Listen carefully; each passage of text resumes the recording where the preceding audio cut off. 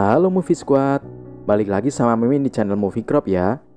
Di kesempatan kali ini, kalian akan kita ajak menyimak alur sebuah film berjudul Cloverfield Paradox.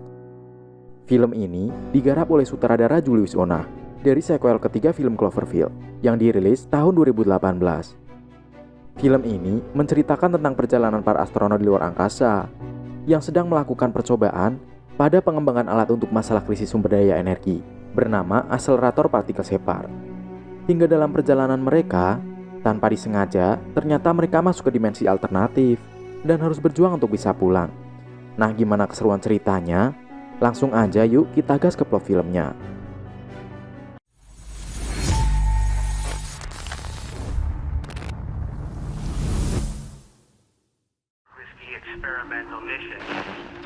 Film ini diawali dengan scan, di mana sebuah suara radio gelombang statis berbunyi bahwa energi di bumi akan habis dalam jangka 5 tahun ke depan.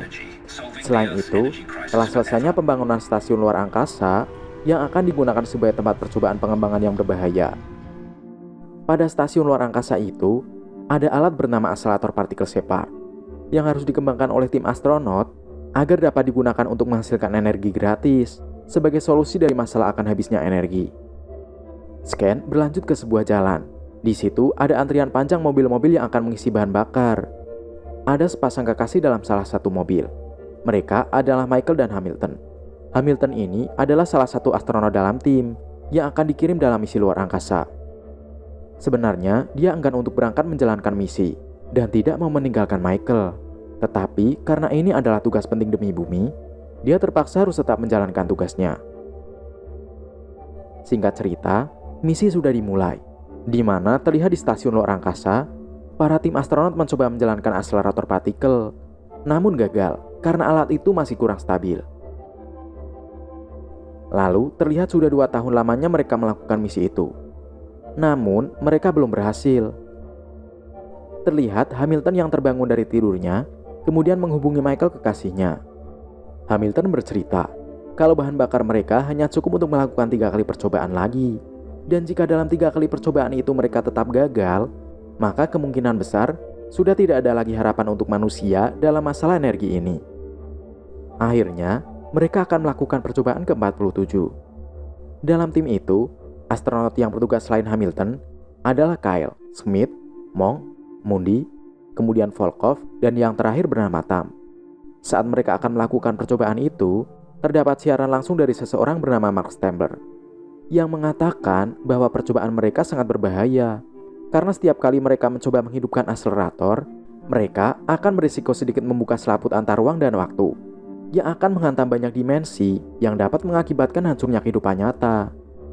Resiko lain yang diungkapkan Mark adalah oleh karena hantaman dimensi itu, mereka bisa saja akan memunculkan monster ataupun makhluk aneh lainnya. Kekacauan itu tidak hanya akan terjadi di masa sekarang, namun juga di masa lalu, masa depan, dan dimensi lainnya. Saat mereka akhirnya melakukan percobaan berikutnya, terlihat bahwa mereka akan berhasil. Namun tiba-tiba terjadi kelebihan daya, yang kemudian menyebabkan adanya lonjakan arus listrik hingga membuat pecahnya kaca pada alat-alat kendali. Lalu, saat keadaan sudah mulai stabil, Hamilton menyadari jika bumi yang sebelumnya terlihat besar di depan mereka, kini sudah tidak ada lagi. Dan parahnya, mereka juga hilang kontak dengan pusat komando di bumi. Mereka lalu berkumpul, membicarakan kira-kira apa yang terjadi dan bagaimana hal itu bisa terjadi. Lalu mereka pun menyadari bahwa sistem navigasi atau kompas mereka di luar angkasa dan juga gyroskop telah menghilang.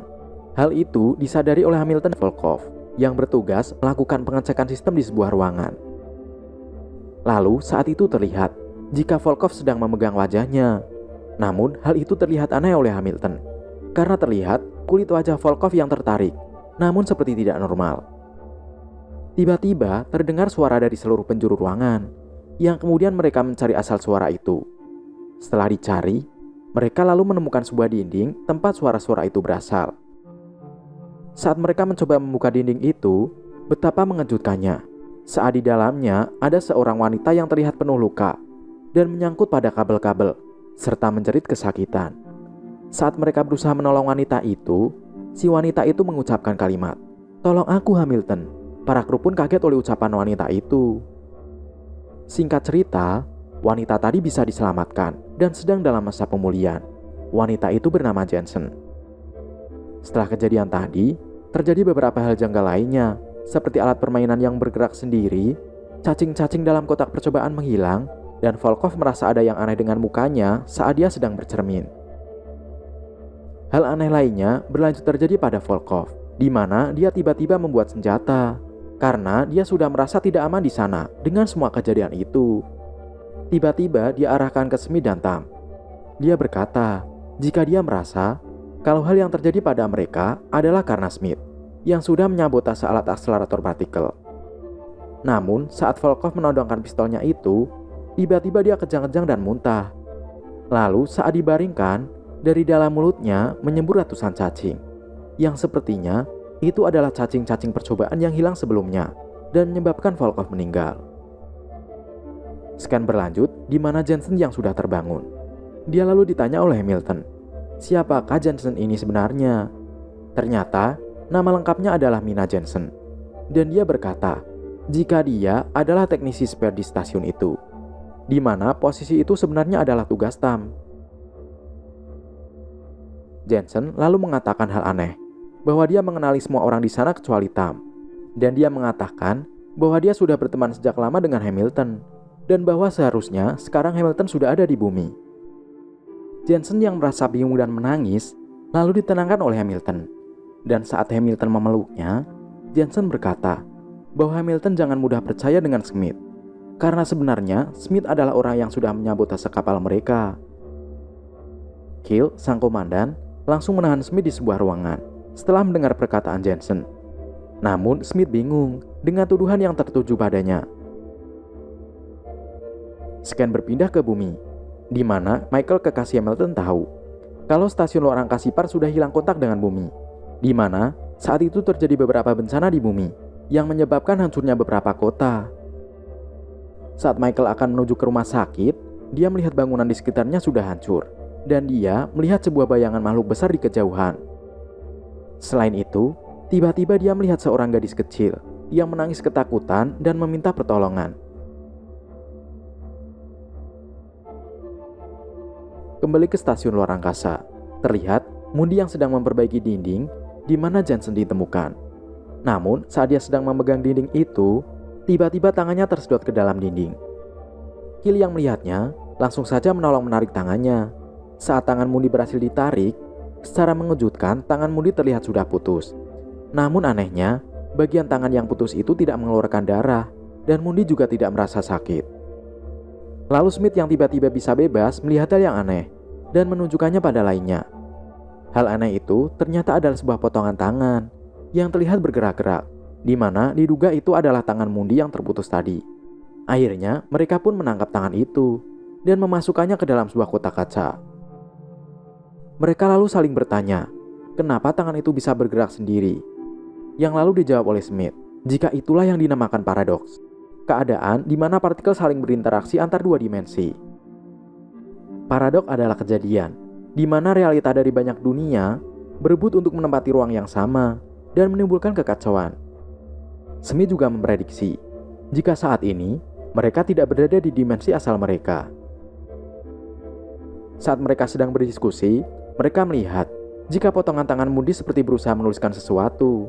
Dan saat diberi pena, terlihat tangan itu menuliskan sesuatu untuk menyuruh mereka membedah mayat Volkov.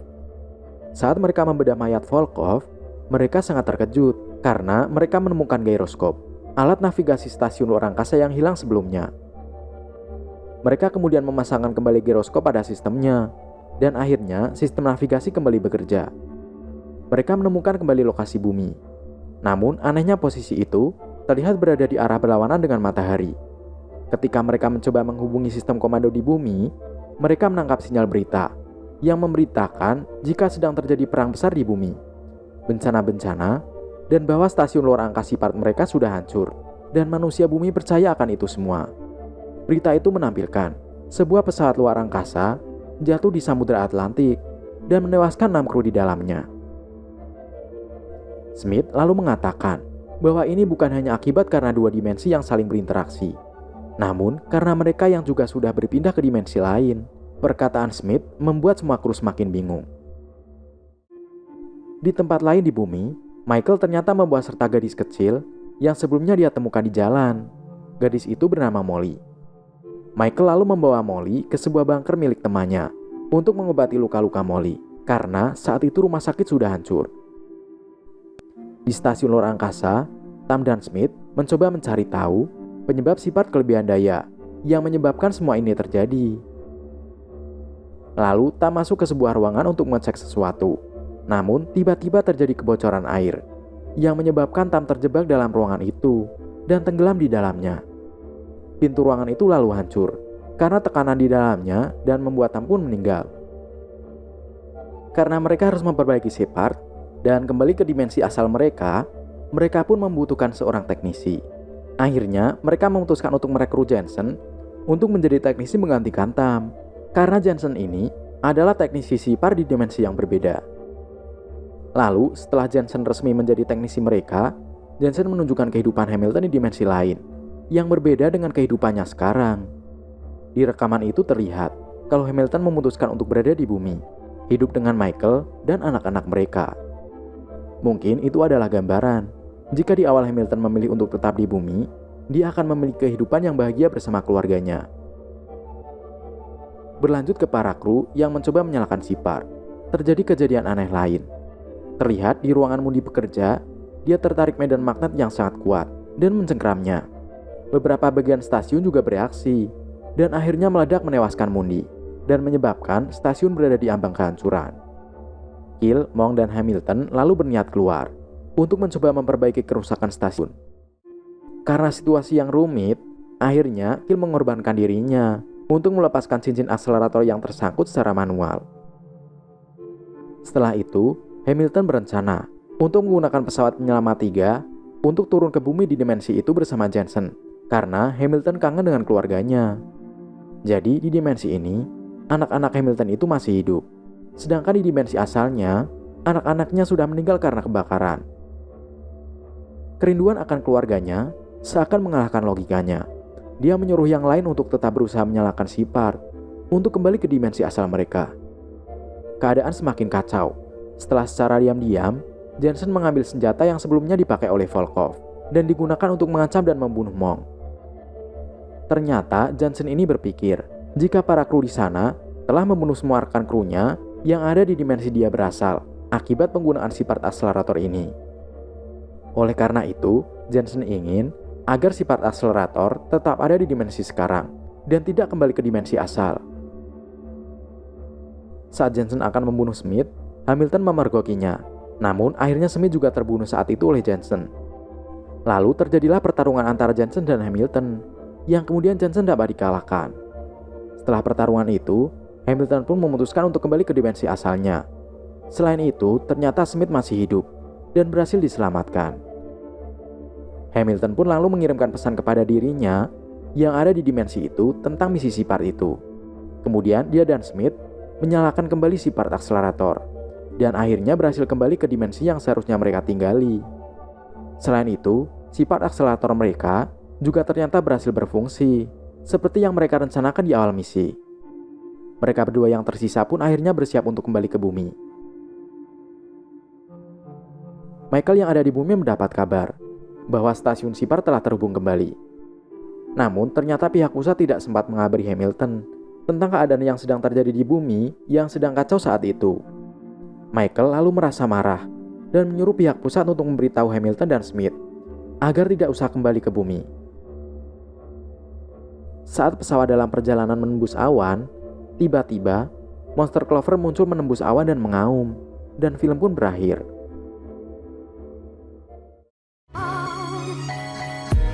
Nah, menurut Mimin, film ini akan terlihat seperti film trailer biasa jika kalian nontonnya tanpa menonton film sebelumnya.